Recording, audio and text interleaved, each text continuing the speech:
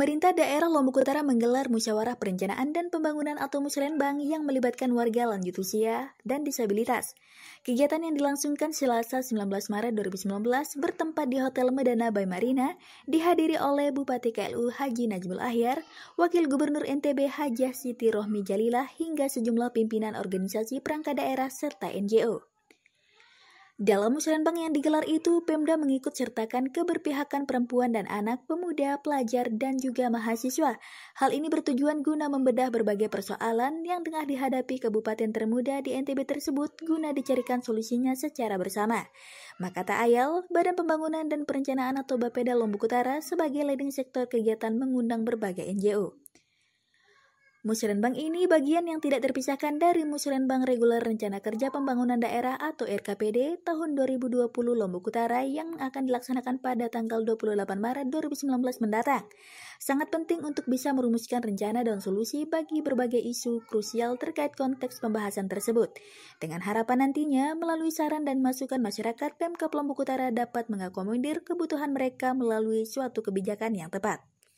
Menurut Sekretaris Bapeda KLU Yuni Kurniati, secara umum mengatakan maksud dari pelaksanaan musrenbang perempuan, anak, pemuda, pelajar, mahasiswa, lansia, dan disabilitas adalah untuk mewujudkan perencanaan dan penganggaran pembangunan yang berperspektif gender dan responsif terhadap kebutuhan perempuan maupun laki-laki, perlindungan anak, pemuda, pelajar, dan mahasiswa yang dilakukan melalui pengintegrasian pengalaman, aspirasi, kebutuhan, potensi, dan penyelesaian permasalahan.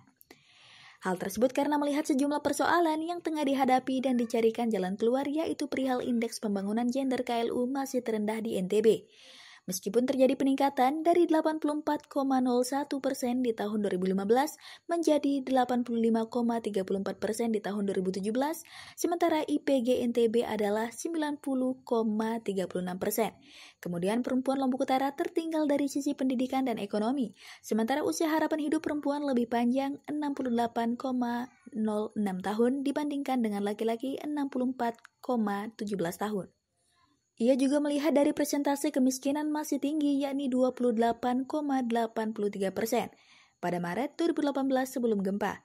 Sementara pasca gempa belum diketahui karena BPS tengah melakukan survei pada bulan Maret 2019 ini. Masih terdapat kasus kematian ibu hamil 2 orang di tahun 2018. Masih tingginya kasus kematian bayi baik neonatal maupun sampai usia 1 tahun. Dengan jumlah kasus 87 orang di tahun 2018, untuk stunting daerah berhasil diturunkan secara sangat signifikan dari 36% di tahun 2017 menjadi 29% di 2018. Demikian rumah tangga dengan perilaku hidup bersih dan sehat masih rendah. Belum terwujudnya kabupaten layak anak dengan 5 kluster konvensi hak anak, masih tingginya kasus pernikahan usia anak, masih tingginya anak-anak usia sekolah yang drop out, belum optimalnya partisipasi pendidikan menengah dan rendahnya partisipasi pendidikan tinggi, ancaman kasus kekerasan baik fisik dan verbal terhadap perempuan dan anak, lansia dan disabilitas, hingga belum mendapatkan perlindungan sosial dan pendampingan yang memadai. Selanjutnya dari hasil diskusi nanti kemudian ada usulan rekomendasi apa yang harus dilakukan baik pemerintah, NGO maupun pihak lain yang berkontribusi dalam pembangunan dan masyarakat itu sendiri di dalam mengatasi masalah yang sekarang ini masih mereka hadapi. Seperti kalau kita berbicara perencanaan itu harus berbasis data, termasuk juga data yang terpilah gender, laki-laki, perempuan, dan sebagainya. Dari data itu kita lihat bahwa jelas perempuan Lombok Utara itu tertinggal dibandingkan laki-laki, terutama pada aspek pendidikan dan ekonomi. Sementara itu, Bupati Lombok Utara Haji Najmul Ahyar mengatakan, Pemda KLU melalui Dinas Sosial PPA tengah memperjuangkan diberikannya santunan kepada para lansia. Dana itu rencananya akan diberikan kepada setiap bulan.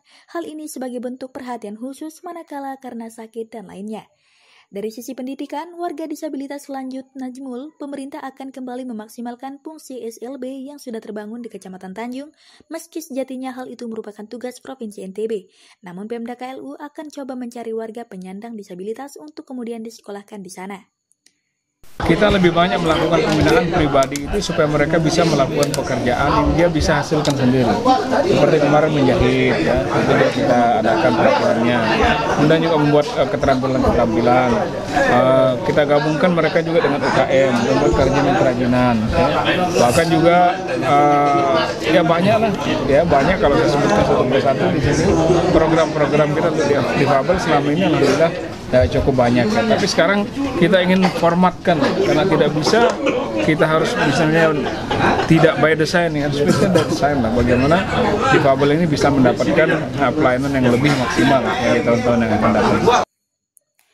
Dalam musrenbang perempuan, anak, pemuda, mahasiswa lansia dan penyandang disabilitas ini, Wakil Gubernur NTB Hajah Siti Rohmi Jalilah mengapresiasi atas terselenggaranya musrenbang yang dihadirkan lansia disabilitas supaya bisa mengakomodir masukan-masukan dari semua kalangan yang terlibat dalam pembangunan.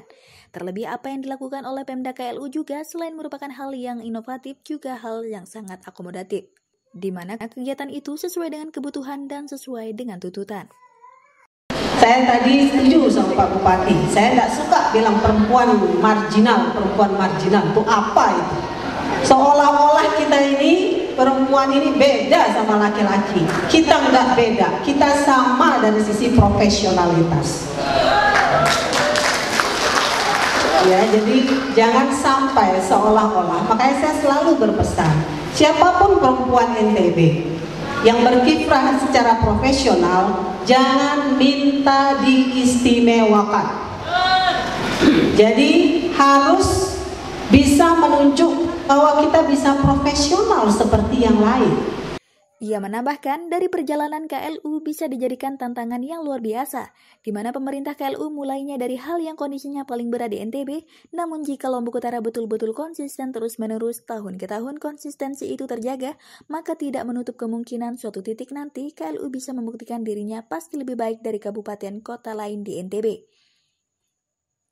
Dari Lombok Utara, Tim Liputan mengabarkan.